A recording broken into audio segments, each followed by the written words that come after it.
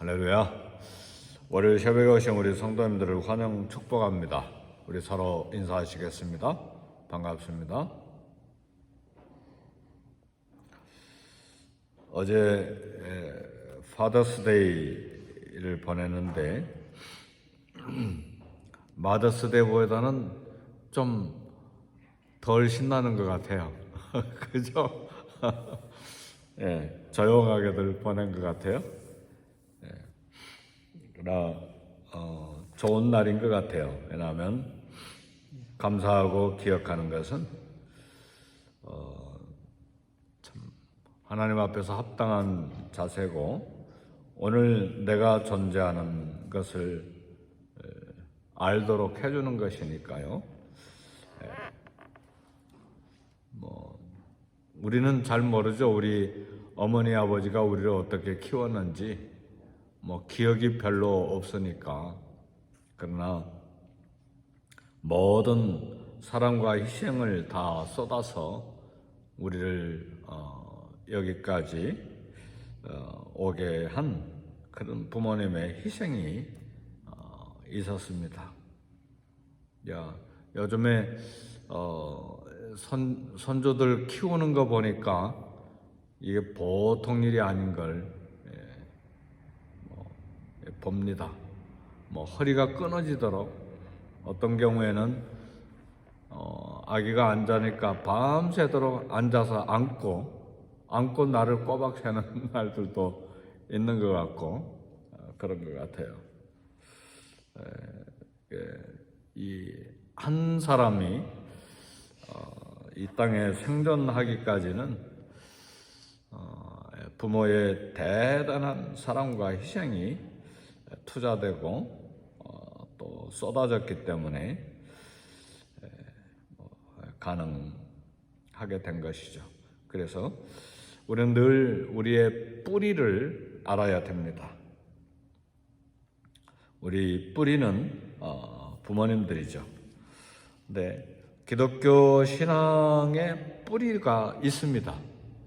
우리의 뿌리는 오늘 로마서 11장에 보니까 이스라엘이 우리의 기독교의 뿌리다, 그렇게 이야기를 합니다. 이스라엘 사람들이 우리 기독교 신앙의 뿌리고, 또 우리 기독교의 뿌리가 유대교입니다. 그래서 그들을 기억하고 기도하고 또 그들이 믿도록 해야 되는 그런 사명이 우리에게 있습니다. 오늘 로마서 11장 11절 보니까 이스라엘이 넘어짐으로 구원이 이방인에게 이르렀다 그랬습니다. 그러니까 이스라엘이 넘어졌다는 말은 복음을 거부했다는 말입니다. 믿기를 거부함으로 이방 사람인 우리가 예수님을 믿게 되었다는 말씀입니다. 왜 사도들이 이방 사람들에게 복음을 전하기에 그렇게 열심을 내게 되었는가? 이스라엘에게 복음을 전하려고 애를 썼지만 이스라엘 사람들이 듣지를 않고 오히려 방해하고 핍박하고 그렇게 했습니다. 그래서 사도행전 13장 46절을 보면 너희가 버리고 영생 받기에 합당치 않은 자로 자처하기로 우리가 이방인에게로 향하노라 그랬어요. 사도 바울이 복음을 전하려고 가는 데마다 제일 먼저 회당을 찾아서 유대인들에게 복음을 전하려고 애를 썼는데, 이 도시에 가면 그 도시에서도 또 유대인들이 다른 도시에서도 와서 복음 전하는 것을 방해하고 핍박하고 복음을 거부했습니다. 사도행전 28장 보니까 그런즉 하나님이 이 구원을 이방인에게로 보내신 줄 알라 그랬습니다. 그래서 이스라엘의 복음을 거부한 그런 일 때문에 우리 이방인들이 예수님을 쉽게 빨리 잘 믿을 수가 있었습니다. 하나님의 섭리죠. 그러나 이방인으로서 예수님을 믿게 된 우리는 이스라엘 사람들을 무시하거나 교만해서는 안 된다. 그것이 오늘 사도 바울이 이야기하는 말씀입니다. 오늘 로마서 11장 20절에서 21절 보면 높은 마음을 품지 말고 도리어 두려워하라 그랬습니다. 왜냐하면 하나님께서 원가지들도 아끼지 아니하셨으며, 원가지들은 유대인들이에요. 원가지들도 아끼지 않고 이렇게 잘라내셨는데 너희도 아끼지 아니하시리라.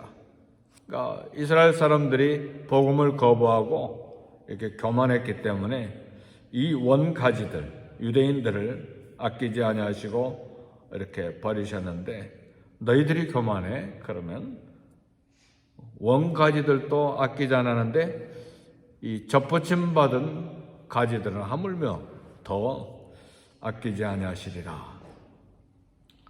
그러니까 복음이 먼저 유대인들에게 전해졌고 이스라엘 사람인 사도들의 입을 통해서 전파됐는데, 그래서 그들이 우리 기독교의 뿌리가 되고 또 기독교의 영적인 뿌리가 되기 때문에 그들을 생각하고 겸손하게 우리는 더 복음을 잘 받고 또 잘 전하는 사명이 우리에게 있습니다. 그런데 오늘 우리 각 사람에게도 영적인 뿌리가 있습니다. 오늘 우리 자신들을 이 아침에 생각해 봐야 됩니다. 한 사람도 신앙에 홀로 선 사람은 없습니다. 오늘 저와 여러분들이 신앙생활 하기 위해서 여기까지 서 있는 건 대단한 수고들이 있었습니다. 저도 생각해 보면 어떻게 믿음이 어렸을 때부터서 계속 유지가 됐는가. 시골에 주일학교 선생님들이 있었어요. 시골의 주일학교 선생님들이 무슨 공과책이 있어요? 뭐가 있어요? 그리고 무슨 교사훈련을 많이 받았겠어요? 그리고 무슨 대단한 성경 지식이 있어서 가르쳤겠어요? 그러나 끊임없이 그들이 기도하고 뭔가 목사님으로부터 배운 걸 받아가지고 어린 꼬마인 저에게 가르쳐주고, 기도를 가르치고 예배를 가르치고 헌금을 가르치고, 그래서 그 믿음이 유지되면서 여기까지 오게 된 것이죠. 그 외에도 우리 가족들, 저희 형제들이 먼저 믿기 시작했으니까 형제들이 교회 데리고 가고, 또 겨울에 안 데리고 가면 제 기억에 제가 울었던 것 같아요. 겨울에는 애기들 안 데리고 가죠. 춥기도 하고 미끄러지기도 하고 그러니까 막 앙앙 우니까 누님이 등에다 업어가지고 데리고 갔던 것 같아요. 새벽 기도가 뭔 줄 알아? 나 갈 거야. 그래서 새벽 기도도 가고. 어른들 예배 드리는데 설교가 무슨 설교인지 모르는데 그 또 시골의 목사님들 얼마나 설교를 길게 해요. 근데 의자도 아니고 마룻바닥에 삐걱삐걱 대는데 거기에 앉아가지고 어른 예배 다 마칠 때까지 있고. 왜 그렇게 믿었는지 모르겠어요. 그게 뿌리가 있다는 말이에요. 아멘, 할렐루야. 근데 오늘 어찌 저만 그렇습니까? 우리 모두에게도 믿음의 뿌리가 있다 말이에요. 어떤 사람의 뿌리, 어떤 사람의 도움을 받았는지 간에 우리는 영적인 뿌리들이 있어요. 누군가 나에게 복음을 전해줬고, 누군가 나를 위해 눈물로 기도해 줬기에 오늘 내가 이만큼 영적으로 자라서 여기 있는 거예요. 그래서 지금도 저희 큰 누님, 작은 누님들은요, 이제 벌써 80세 넘어가고 한참 연세들이 많은데 지금도 아기로 알고 화목사를 위해서 기도하는 거예요. 지금도. 참 놀랍죠? 오늘 우리 새벽에 오신 분들도 가족들을 위해서 기도하고 형제들을 위해서 기도하잖아요. 특히 어린 동생들 있으면 끊임없이 기도하죠. 네. 이것들이 우리 영적인 뿌리입니다. 누군가 나를 말씀으로 가르치기에 땀 흘리고 애썼기 때문에 여기까지 오게 된 것입니다. 우리 한국도 역시 마찬가지예요. 이 한글로 된 아름다운 성경책, 스코틀랜드의 존 로스 선교사님, 또 만주에 가 있었던 서상윤 씨, 우리 기억해야 돼요. 1875년에 기독교가 들어온 게 1885년이에요. 근데 1875년에 기독교가 선교사에 의해서 한국에 들어오기 전에 이 스코틀랜드, 영국 스코틀랜드 존 로스 선교사님과 서상윤 씨가 만나서 만주에서 성경을 한글로 번역을 했습니다. 7년 동안 피눈물 나게 수고해서 번역한 것이 7년 동안 번역한 게 누가복음 한 권이었어요. 그래서 서상윤 씨가 나무로 활자를 만들어서 성경을 찍어서 여러 권 만들어서 선교사들이 한국에 들어오기 전에 그 번역이 된 걸 누가복음을 가지고 와서 조선 땅에 뿌리기 시작했어요. 놀라운 사건이죠. 네. 옛날 한글은요, 지금 우리 요 한글이 아니에요. 아래 점도 찍고 샤목골도 있고 이상한 글들이에요. 그렇게 번역한 거예요, 옛날에. 참 저는 깜짝 놀랐어요. 정신대학원의 도서관에 가서 옛날 그 신학진엄이라고 초대 정신대학원 교수님들이 쓴 논문을 쓴 걸 개간인가 어떻게 몇 달 만에 한 권씩 이렇게 만들어 놓은 신학진엄이라고 하는 잡지가 있어요. 논문들이 쭉 써져 있는데 그거 참고하러 갔더니 깜짝 놀랐어요. 못 읽을 한글과 옛날 한글로 가득히 들어있더라고요. 그래서 제가 놀란 건 교수도 그렇지만 그때는 미국 선교사님들이 다 교수였거든요. 이분들 어떻게 한글을 이렇게 배워가지고 이렇게 논문을 한글로 이런 글로 썼을까? 저는 못 읽겠더라고요. 옛날 글이니까. 이게 우리의 뿌리예요. 수고해 주신 분들이 있다 그 말이에요. 지금까지요 한글이 이렇게 되기까지는 선교사님들이 엄청난 노력을 했어요. 그렇지 않았더라면 지금도 한문 때문에 한민족은 고생했을 거예요. 왜냐하면 유식한 사람들이 한글은 언문이라고 천대하고 가르치지도 않았기 때문에. 근데 선교사님들이 한글 이거 성경 번역하고 한글 보급하고 우리는 선교사님들에게 굉장히 신세 많이 졌습니다. 우리 한국 사람들. 전 세계에서 한국 타이핑이 제일 빠르다고 그러잖아요. 과학적인 글이고 한국의 발전은요 선교사님들 때문에요.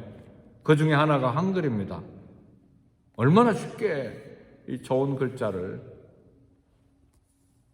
좀 보급을 했습니까? 세종대왕이 한글을 만들어 놓고도 쓰지를 않았어요. 조선 사람들이. 선교사님들이 수고한 겁니다. 그리고 1885년 4월에 봄비가 부슬부슬 내리는 인천 제물포항에 언더우드 선교사님, 장로교 선교사님이죠.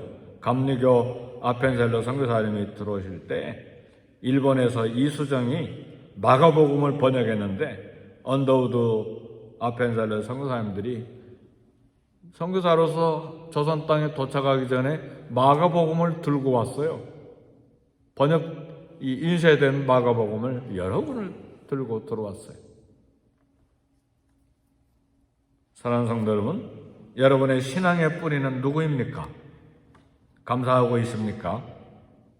진실한 신앙인은 자기가 빚진 영적인 뿌리를 잊지 않습니다. 그러니까 만약 뿌리를 무시하고 가지가 스스로 잘난 체하면 잘릴 가능성이 있다. 이것이 지금 사도 바울이 이야기하는 거예요. 원가지도 아끼지 하였은즉 가지도 잘라질 수 있다는 그런 경고입니다. 하나님이 원가지들도 아끼지 아니하셨은즉 너도 아끼지 아니하시리라. 그러니까 우리가 지금까지 예수 믿는 것은 하나님의 은혜입니다. 우리가 잘나서가 아니라 하나님의 은혜예요. 오늘 나를 구원하기 위해서 이스라엘 민족을 사용하셨고 다른 사람들을 사용하는 건 하나님의 은혜입니다. 그래서 고린도전서 15장 10절에 나의 나 된 것은 하나님의 은혜로 된 것이니. 할렐루야. 그래서요, 지금 우리 전도하고 새신자, 초신자, 또 장기결석자 이렇게 막 밥 사주고 커피 사주고 막 마음 졸이면서 하잖아요. 굉장한 수고입니다. 그들을 세우는 일에 쓰임받고 있는 거예요. 사도 바울이 목숨을 걸고 전도하고 교회를 개척하고 생을 다 바친 것처럼 우리도 그 한 사람 한 사람 영혼을 위해서 지금 삶을 투자하는 거예요. 그래서 우리도 지금 그 사람들을 향해서 뿌리가 되고 있는 거예요. 신앙의 뿌리가 되어주고 있는 거예요. 얼마나 아름답습니까? 저도 신앙의 뿌리가 저희 가족과 주일학교 선생님들과 시골의 전도사님들, 사모님도 제가 가면 국수를 말아가지고 야 이건 먹어라. 시골 사모님들, 전도사님 사모님들 얼마나 또 정이 많아요. 먹어라. 그럼 막 쭈삣쭈삣 안 먹어요. 먹어라. 그게 참, 여러분도 오늘 설교 들으면서 한번 생각해 보세요. 어떻게 내가 믿음을 가지고 여기까지 오게 됐는지 한번 다 생각해 보세요. 보통 일이 아니죠. 나의 다 된 것은 하나님의 은혜로 된 것이니. 그래서요, 중학교 졸업하고는 얼마나 제가 이렇게 장난을 많이 쳤는지, 가다 보니까 논두렁에 뱀이 한 마리 있더라고요. 그래서 이 논을 갈아엎기 위해서 쟁기질을 해놓은 흙덩어리들이 이렇게 있는데 그 사이에 뱀이 있어요. 그래서 탁 잡아가지고 그걸 들고 전도사님 교회 옆에 사택 전도사님 댁에 가보니까 부엌이 있고 사모님도 안 계셔. 그래가지고 냄비를 가져다가 그걸 끓여가지고 사모님 어딨나 보니까 동네 양장집, 동네 그 여자분이 여성 옷을 만드는 집이 있었어요. 거기가 계시더라고요. 그 냄비를 가지고 가서 이거 쫄쫄이 고기인데 한번 들어보세요. 그래가지고 뱀고기를 먹여드린 거예요. 근데 사모님은 잘 드셨는데 제가 나중에 뱀이라고 하니까 양장점 주인 집사님이 얼마나 놀랐는지. 제가 지금 목사니까 점잖했죠. 옛날엔 굉장했습니다. 다 추억이죠. 추억인데 이제 그런 속에서 믿음이 자라서 여기까지 온 거죠. 또 그런 끼가 있으니까 선교사로 간 거죠. 여성 4명 데리고 선교사로 간 거예요. 감사한 일입니다. 나의 구원을 위해 보이지 않게 수고해 주신 모든 사람들 하나님 감사하고, 그리고 또 하나 마지막으로 이스라엘을 위해서 기도해야 됩니다. 그들도 믿게 해달라고 기도해야 됩니다. 우리 12절 한 절 보고 말씀을 마치겠습니다. 12절 다 같이 읽어봅시다. 시작. 그들의 넘어짐이 세상의 풍성함이 되며 그들의 실패가 이방인의 풍성함이 되거든 하물며 그들의 충만함이리요.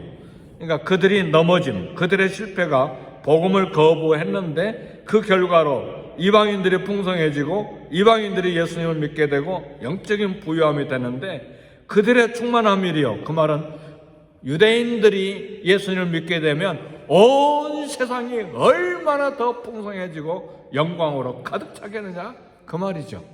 아멘 할렐루야. 그래서 유대인들을 위한 기도가 지금 도전이 되는 거예요. 유대인들을 위한 복음 전파를 위한 기도, 그들을 위한 축복 기도가 필요하다는 말씀입니다. 우리 한국 민족도 역시 마찬가지입니다.